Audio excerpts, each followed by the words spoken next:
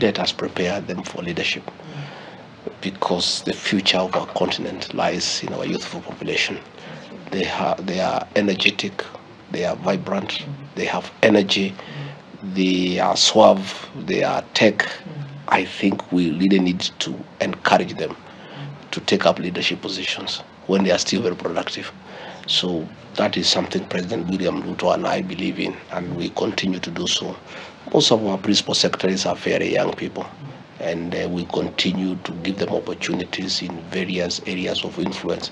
Kenya is taking the lead really, yes, around connectivity issues, technology issues, and this is why we thought it was important to come and join my older brother, the Minister or the Cabinet Secretary of ICT here in Kenya. Yes, for this important summit.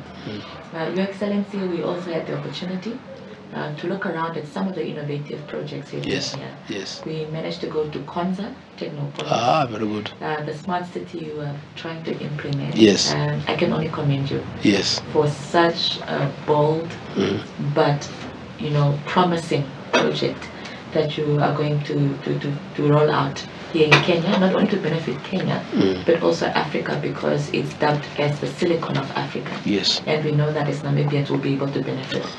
We also managed to visit the assembling plant of cell phones, which is also so progressive. Right. There are so many young people that are employed at that assembling plant, and it's encouraging for us. Yes. Because we are also grappled with youth unemployment.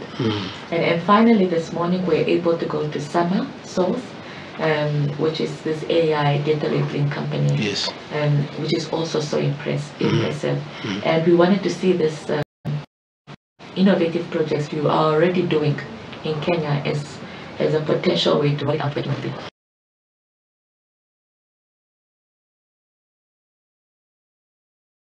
Na tugitigana na ndomereri